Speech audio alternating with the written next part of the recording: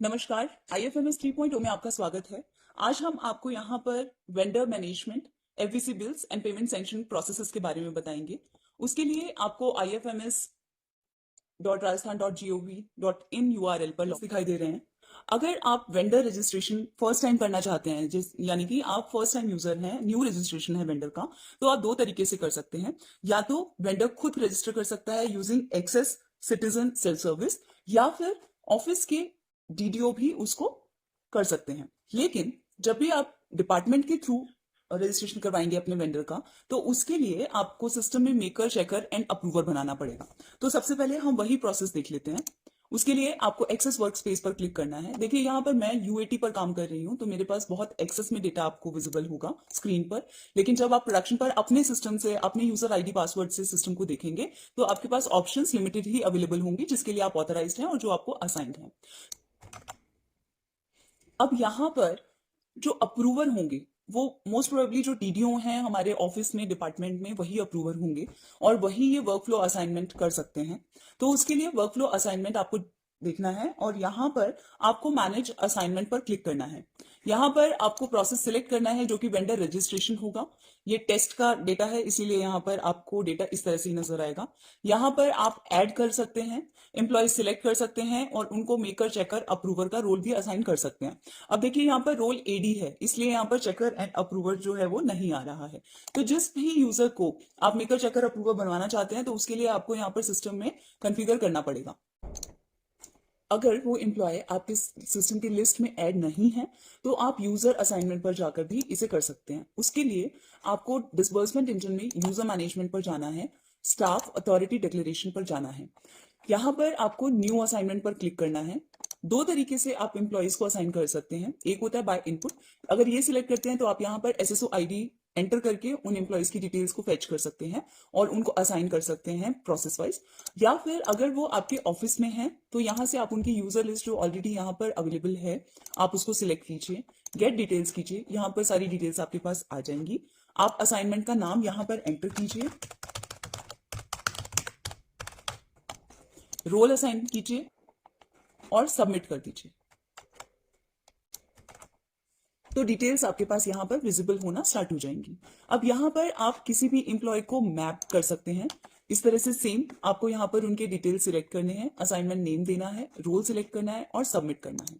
अगर किसी existing employ को आपको अनमैप करना है, तो आपको यहाँ पर क्लिक करना है और उसके बाद वो अनमैप हो जाएंगे।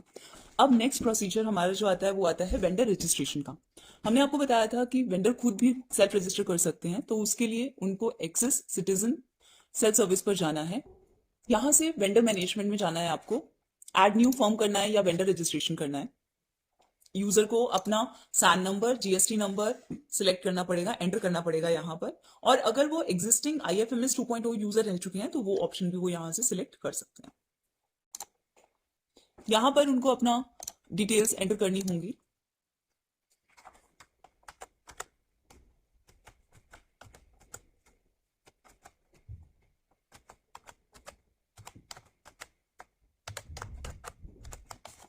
कंटिन्यू कीजिए। तो जो भी आपके डिटेल्स होंगे वो फिल हो जाएंगे। अब यहाँ पर हमें चेक डिटेल्स करने हैं। देखिए, अब यहाँ पर आपके पास 3 क्लासिफिकेशंस आ जाते हैं बिजनेस के। फर्म का कैटेगरी आपको यहाँ से सिलेक्ट करना है, बिजनेस यहाँ से सिलेक्ट कीजिएगा, उसके बाद उसका सेक्टर जो भी है यहाँ से सिलेक्ट करके आप सेव एंड कंटिन्यू करके नेक्स्ट पेज पर चले जाइएगा। यहाँ पर जो भी वेंडर होंगे सेल्फ रजिस्टर कर रहे हैं सिस्टम में खुद को, उनको ये सभी स्टेप मैंडेटरी फिल करने हैं, जहां पर उनके बिजनेस क्लासिफिकेशन की डिटेल्स फिल करनी है, फर्म डिटेल्स फिल करने हैं, जहां पर उनके एड्रेस डिटेल्स आएंगे। उसके बाद ऑनर, चेयरमैन, की पर्सन या प्रोप्राइटरी डिटेल्स उनको फिल करनी होगी। Next bank and turnover, and उसके बाद फाइनल स्टेप उनको यहां से कंप्लीट करना होगा।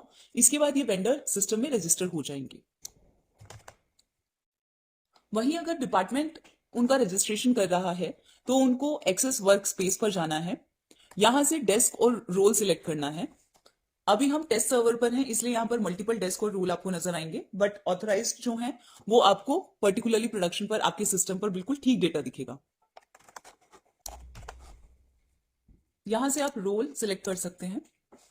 यहां पर आपको डिसबर्समेंट इंजन में कोड DE पर जाना है।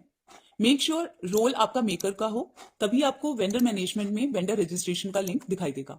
अब यहाँ पर रजिस्ट्रेशन टाइप दो तरीके से आपको दिख रहे हैं। फर्स्ट इज पेड बाय मी, ये ऑप्शन वो रहेगा जहां पर एम्प्लॉय खुद ही पैसे देकर आ चुके होंगे पहले। और सेकंड इज वेंडर रजिस्ट्रेशन, यहां पर हम एक नए वेंडर को रजिस्टर करना चाह रहे हैं।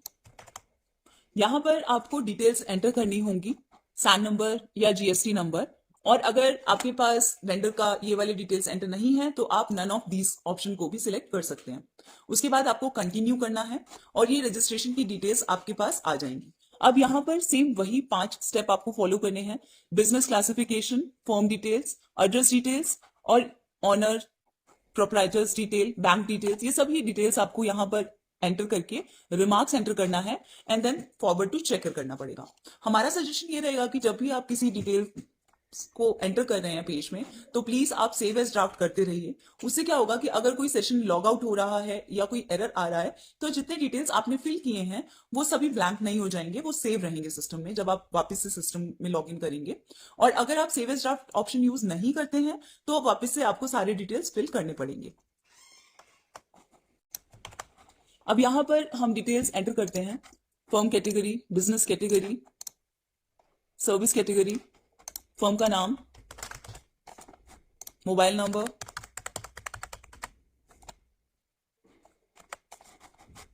जीएसटी नंबर,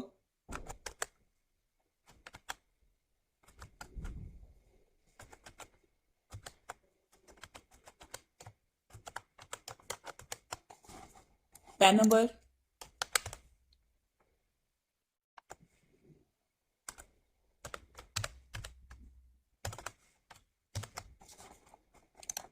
यहां पर आपको स्टेट सिलेक्ट करना है। इसी तरह से बाकी सभी डिटेल्स आपको फिल करनी है, रिमार्क्स एंटर करने हैं और सेव एज ड्राफ्ट करना है। रेड एस्ट्रिक मार्क्स डिटेल्स हैं वो सभी मैंडेटरी हैं। अगर आपने कोई भी मैंडेटरी डिटेल्स यहाँ पर फिल नहीं की हैं तो जैसे हमारे पास यहाँ पर ये एक एरर मैसेज आ रहा है, इस तरह से वो यहाँ पर आपको नोटिफाई कर देगा कि ये डिटेल्स आपको यहाँ पर फिल करना जरूरी है। तो आप सभी से निवेदन है कि यहाँ पर जितने भी डिटेल्स रिक्वायर्ड हैं वो सभी आप फिल कीजिएगा। उसके बाद फॉरवर्ड टू चेकर पर क्लिक कर दीजिएगा। उससे आपने जो ये रजिस्ट्रेशन की डिटेल्स हैं वो फॉरवर्ड हो जाएंगी चेकर पर उनकी वेरिफिकेशन के लिए। जब आपने वहां पर फॉरवर्ड टू चेकर बटन पर क्लिक किया तो उसके बाद आपके पास यहाँ पर ये डिटेल्स कुछ इस तरह से आ जाएंगी, जहां पर आपका रेफरेंस नंबर जो कि रिक्वेस्ट से जनरेट हुआ होगा, वो जब वो रिक्वेस्ट जनरेट की आपने तब वेंडर का नाम, उनका जो भी डिटेल्स यहाँ पर होंगी वो सब आ जाएंगी। साथ ही में आपके पास ट्रेल आ जाएंगे कि एग्जैक्टली उसका स्टेटस क्या है, अभी वो पेंडिंग है ई साइन के लिए या मेकर को रिवर्ट कर दिया है कुछ डिटेल्स को करेक्ट करने के लिए या अपडेशन के लिए या मॉडिफिकेशन के लिए। अगर आपने किसी डिटेल को फॉरवर्ड टू चेकर कर रखा है और चेकर ने अभी कोई इस पर एक्शन नहीं लिया है तो वो डिटेल्स भी आपको मिल जाएंगे। अगर रिक्वेस्ट रिजेक्ट हो गई है तो वो स्टेटस भी आपके पास आ जाएगा। और फाइनल, अगर डीडीओ ने उस रिक्वेस्ट को अप्रूव कर दिया है तो इस तरह से आपके पास वो डिटेल्स, अप्रूव डिटेल्स भी आ जाएंगी। आप आइटम पर पेज पर जाकर यहाँ पर मल्टीपल रिकॉर्ड्स एक साथ ही यहाँ पर चेक कर सकते हैं। सभी स्टेटस वाइज डिटेल्स आपको यहाँ पर विजिबल हो जाएंगी। नेक्स्ट स्टेप इज हमें चेकर से लॉगिन करना है और उसके बाद फिर रिक्वेस्ट पर फॉरवर्ड एक्शन लेना है। अब हम सिस्टम में एक चेकर के तौर पर यहाँ पर अवेलेबल हैं, तो जितने भी रजिस्टर्ड वेंडर जो कि मेकर ने रिक्वेस्ट रेज किया होगा वो सभी आपके यहाँ पर फर्स्ट पेज पर आ जाएगा। आपको जो भी रिक्वेस्ट आपकी तरफ पेंडिंग पड़ी है आप यहाँ वेंडर मैनेजमेंट में माई टास्क लिस्ट पर जाकर भी वो सभी डिटेल्स देख सकते हैं। उसके बाद रेफरेंस नंबर से आप डिटेल्स को ओपन कर सकते हैं। आपको यहाँ पर रिमार्क्स एंटर करने हैं एंड फॉरवर्ड टू अप्रूवर करना है। अगर आपको लगता है कि किसी डिटेल में अपडेशन की रिक्वायरमेंट है या करेक्शन की रिक्वायरमेंट है तो आप रिवर्ट टू मेकर भी यहां से उसे कर सकते हैं। अब आप अगर फॉरवर्ड टू अप्रूवर करेंगे तो ये रिक्वेस्ट हमारे डीडीओ अप्रूवर के पास चले जाएंगे ऑफिस के। सिस्टम आपसे कंफर्मेशन मांगता है और आपको यस क्लिक करना है। जब चेकर ने वो रिक्वेस्ट फॉरवर्ड कर दी उसके बाद रिक्वेस्ट डीडीओ के पास चली जाएगी जिससे अप्रूव करनी होती है ये। वहां पर उनको वेंडर मैनेजमेंट में माई टास्क पर जाना है, रिक्वेस्ट को ओपन करना है रेफरेंस नंबर के यहां पर क्लिक करके। उसके बाद वो डिटेल्स चेक करेंगे, सभी डिटेल्स यहां पर अगर ठीक हैं, करेक्ट हैं तो वो अप्रूव करेंगे, वरना रिवर्ट कर देंगे। और अगर उनको ये रिक्वेस्ट ठीक नहीं लगी तो वो रिजेक्ट भी कर सकते हैं। यहाँ पर जितने भी मॉडिफिकेशंस होंगे वो सिर्फ मेकर ही कर सकते हैं। अगर चेकर और अप्रूवर को लगता है कि कोई डिटेल्स करेक्ट नहीं है, मॉडिफाई करना है, तो वो उनको रिवर्ट कर सकते हैं मेकर के पास। नेक्स्ट प्रोसीजर हमारे पास चलता है एफवीसी बिल्स का। सेम उसके लिए भी मेकर, चेकर एंड अप्रूवर बनाना है, प्रोसेस सेम रहेगा। वर्क असाइनमेंट के थ्रू, मैनेज असाइनमेंट के थ्रू हम उनको प्रोसीजर वाइज, प्रोसेस वाइज जो है वो असाइनमेंट देंगे। अगर एम्प्लॉयज नहीं है वहां पर तो आप यूजर मैनेजमेंट के थ्रू पहले एम्प्लॉय को वहां पर लाइए, उनको रोल असाइन कीजिए, उसके बाद उनको टास्क असाइन कीजिए जो कि प्रोसेस वाइज वहां पर वो अवेलेबल हो पाए। उसके बाद आपको एक्सेस वर्क स्पेस पर जाना है, डेस्क एंड रोल सिलेक्ट करना है एज मेकर, और उसके बाद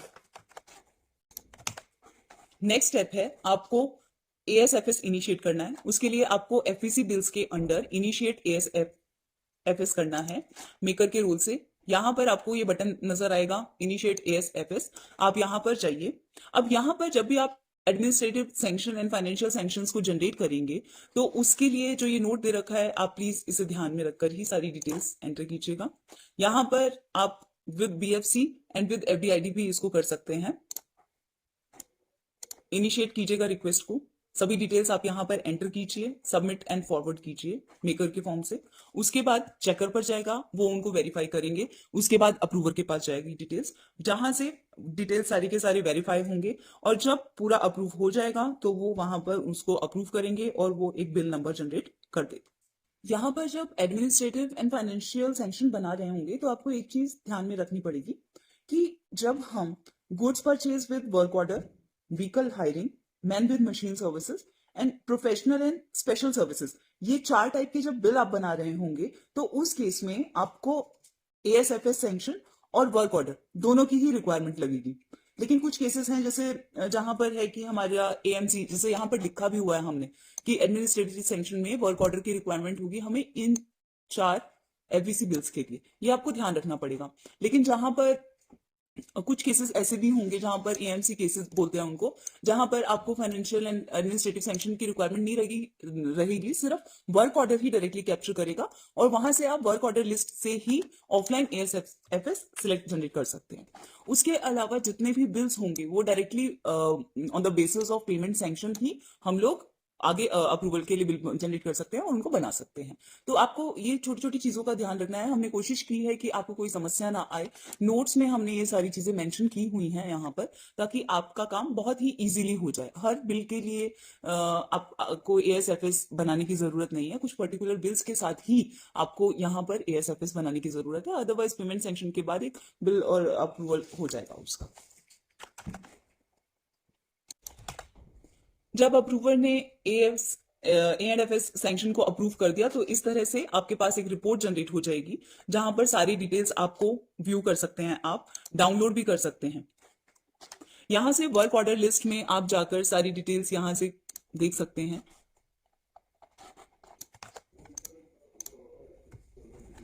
डिसबर्समेंट इंजन में कोड ई पर जाकर मेकर के रोल से आपको लॉगिन करना है। यहां पर आपको एफवीसी बिल्स में जाना है और पेमेंट सैंक्शन बनाना है। सबसे पहले एफवीसी बिल्स में आकर आपको पेमेंट सैंक्शन पर क्लिक करना है। उसके बाद एक नया पेमेंट सैंक्शन जनरेट करने के लिए आपको यहां पर क्रिएट न्यू पेमेंट सैंक्शन पर क्लिक करना है। यहां से आपके पास 2 ऑप्शंस अवेलेबल होते हैं। आप पेमेंट सैंक्शन विद ई-वॉइस भी जनरेट कर सकते हैं और विदाउट ई-वॉइस भी जनरेट कर सकते हैं। उसके बाद आपको यहां पर बिल टाइप में फुली वाउच्ड कंटिंजेंट बिल यानी कि एफवीसी बिल सिलेक्ट करना है, और सब बिल टाइप में आप यहां पर जितनी भी आपको यहां पर दे रखे हैं प्रोडक्शन पे जो भी बिल्स हैं, अभी हमारे पास general FVC bill, water, telephone, vendor payment, AMC, goods purchase, professional and special, vehicle hiring and recruitment of interest, ये वाले बिल लाइव हैं, तो वही आपको यहाँ पर मिलेंगे। उसके लिए आप पेमेंट सैंक्शन क्रिएट कीजिएगा। यहाँ पर जो ये नोट दिया हुआ है आप प्लीज इसको बहुत ध्यान से पढ़िएगा। जितने भी administrative and financial sanction generate होंगे along with work order details, तो उन्हीं के लिए ये जो सारे सैंक्शन यहाँ पर बता रखे हैं, जो नोट यहाँ पर दे रखा है, आप इसको प्लीज ध्यान में रखिएगा, और ये बहुत ही इंपॉर्टेंट नोट है। आप इसको प्लीज ध्यान में रखकर ही पेमेंट सैंक्शन को जनरेट कीजिएगा। जब हमने क्रिएट बटन पर क्लिक किया तो पूरा पेमेंट सैंक्शन डिटेल्स का पेज हमारे पास ओपन हो जाता है। यहां पर आपको ऑब्जेक्ट हेड सिलेक्ट करना है, बजट हेड सिलेक्ट करना है। जितनी डिटेल्स होंगे ऑटो पॉपुलेट होंगे। उसके बाद जो ईयर है वो आपको यहाँ से सिलेक्ट करना है, मंथ सिलेक्ट करना रहेगा। वर्क ऑर्डर नंबर डिटेल्स आप यहाँ पर एंटर कीजिए। वेंडर जो हमने ऐड किए थे रजिस्टर्ड वेंडर, वो आप यहाँ पर से ऐड कर सकते हैं सिस्टम में। उसके बाद आपको ऐड इनवॉइस डिटेल्स करना है। यहाँ पर आप डिटेल्स ऐड कीजिए सारी। यहाँ पर आपको ध्यान रखना है कि अगर आपको पेनल्टीज ऐड करनी है तो वो बिफोर डिडक्शन ही आप ऐड कर सकते हैं। अगर एक बार डिडक्शंस ऐड हो गई हैं तो पेनल्टीज आप ऐड नहीं कर पाएंगे। तो इस चीज को आप प्लीज ध्यान में रखिएगा और सारे इनवॉइस डिटेल्स आप यहाँ पर एंटर कीजिए।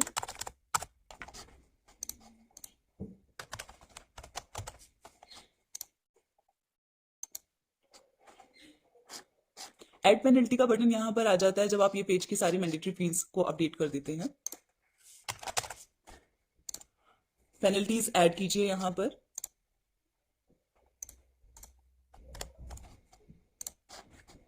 सेव कीजिएगा। डिडक्शंस जो भी हैं आपको यहाँ पर ऐड करने हैं वो आप ऐड कर लीजिए। ऑटो कैलकुलेशन आपका हो जाएगा यहाँ से। उसके बाद आप इसको सेव कर लीजिएगा। जो भी रिक्वायर्ड डॉक्यूमेंट्स हैं, बिल की इनवॉइस हैं, वो आप सभी यहाँ पर ऐड कीजिए, डिस्क्रिप्शन ऐड कीजिए और फिर submit and forward to checker आपको कर देना है। जब आप वेंडर पेमेंट के लिए जाते हैं और क्रिएट करते हैं तो यहाँ पर आपको मैन विद मशीन और पेड बाय मी दो ऑप्शंस मिलते हैं। यहाँ पर सेम आपको वेंडर ऐड करना होगा, अमाउंट ऐड करना होगा इस तरह से। डिडक्शन की डिटेल्स जब आप ऐड करेंगे तो यहाँ पर जीएसटी या इनकम टैक्स आपके पास आ जाएगा। यहाँ पर आपको दो ऑप्शंस आते हैं, बंचिंग एंड इंडिविजुअल। तो इनका मतलब क्या होता है? बंचिंग का मतलब होता है जब जीएसटी का पेमेंट बिल के साथ नहीं होगा, वो अलग होगा, वो आपको कोड डी में जाकर जीएसटी बिल प्रोसेस से करना पड़ेगा। और इंडिविजुअल पर जब आप सिलेक्ट करेंगे तो यहाँ पर बिल के साथ ही जीएसटी का पेमेंट भी हो जाएगा, जिससे कि आपका एक सी पिन जनरेट होगा, जो कि आप चालान जनरेट भी बोलते हैं। तो इस तरह से ये पूरा प्रोसीजर काम करेगा। सेकेंड स्टेज में जो आपने पेमेंट सैंक्शन जनरेट किया था मेकर ने, वो चेकर के पास जाएगा और उनको वेरीफाई करने के बाद उसको फॉरवर्ड टू अप्रूवर करना है। अभी रिक्वेस्ट अप्रूवर के पास पेंडिंग पड़ी है, वो वेरीफाई करेंगे डिटेल्स को। यहाँ से इनवॉइस डिटेल्स भी वो चेक कर सकते हैं जो कि एडिट थी। अगर अप्रूवर को लगता है, डीडीओ को लगता है कि ये डिटेल्स बिल्कुल करेक्ट हैं, तो वो साइन एंड अप्रूव करेंगे। अदरवाइज डिटेल्स को मॉडिफाई करने के लिए रिवर्ट टू मेकर करेंगे। और अगर उनको ये रिक्वेस्ट रिजेक्ट करनी है तो वो रिजेक्ट भी कर सकते हैं। साइन एंड अप्रूव पर जब आप इसको क्लिक करेंगे तो यहाँ पर बिल जनरेट होगा, अप्रूव सैंक्शन हो जाएगी और उसके बाद बिल जनरेट करेंगे। आपको येस करना है। इस तरह से आपके पास रिपोर्ट जनरेट हो जाएगी जिसको आपको डी साइन करना है। डी साइन करने के बाद ये बिल्कुल अप्रूव्ड पेमेंट सैंक्शन आपका जनरेट हो जाएगा। उसके बाद बिल अप्रूवल में जाना है आपको। यहां से आप रिकॉर्ड्स के लिए सर्च डेट सिलेक्ट कीजिए। यहां से बिल टाइप सिलेक्ट कर लीजिए, सर्च कर लीजिए। सारी डिटेल्स आपके पास यहां पर आ जाएंगे। आप रेफरेंस नंबर से देख सकते हैं डिटेल्स को। ट्रेल को आप व्यू कर सकते हैं, रिपोर्ट्स व्यू कर सकते हैं, जहां पर आपको इनर आउटर बिल की रिपोर्ट्स दिख जाएंगी, स्केड्यूल रिपोर्ट्स नजर आ जाएंगी, जिसे आप प्रिंट या डाउनलोड भी कर सकते हैं। आप यहां से सैंक्शन को व्यू कर सकते हो। देखिए यहाँ पर जो डिसाइन हुए थे वो सभी डिटेल्स आपको यहाँ पर विजिबल हो जाएंगी। उसके बाद आप इस बिल को फॉरवर्ड कीजिएगा चेकर पर। सेम प्रोसीजर रहेगा। फिर हम चेकर से लॉगिन करेंगे, वो इस बिल को फॉरवर्ड करेंगे अप्रूवर पर और फिर यहां से वो बिल अप्रूवल के लिए अप्रूवल डीडीओ के पास चला जाएगा, जिसे वो फाइनली अप्रूव करेंगे और ट्रेजरी को फॉरवर्ड कर देंगे। इस तरह से चेकर के पास डिटेल्स हमने देख ली हैं। यहां पर हमने व्यू किया। सेम आप ऑडिट ट्रेल्स व्यू कर सकते हैं, रिपोर्ट्स और सैंक्शन व्यू कर सकते हैं। फॉरवर्ड करेंगे डीडीओ को। डीडीओ से लॉगिन करने के बाद आप बिल अप्रूवल पर ही जाइए। यहाँ पर आपको डिटेल्स नजर आएंगी कुछ इस तरह से और आप एक्शन ले सकते हैं। अब जब ये फाइनली डीडीओ के पास चला गया है बिल, तो उनके पास forward to treasury, revert to maker और रिजेक्ट का ऑप्शन अवेलेबल है। यहाँ पर जब वो उसको फॉरवर्ड टू ट्रेजरी करेंगे, सिस्टम रिक्वेस्ट कंफर्मेशन मांगता है, आपको येस करना है और फाइनली ये एक बिल जनरेट होकर उसके अप्रूवल के लिए ट्रेजरी के पास आपका चला जाएगा।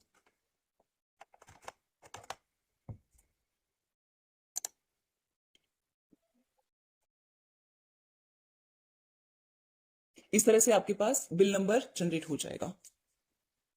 तो ये वीडियो यहीं पर समाप्त करते हैं हम, जिसमें हमने आपको जितने भी प्रोसेसेस बताए हैं, अगर आपको उनको फिल करने में या सबमिट करने में या प्रोसेस समझ आने में कहीं पर भी कोई समस्या आ रही है, कोई परेशानी आ रही है, तो आप हमें इस ईमेल आईडी पर अपने इश्यूज और कंसर्न लिखकर भेज सकते हैं ifms.fec@rajasthan.gov.in। धन्यवाद।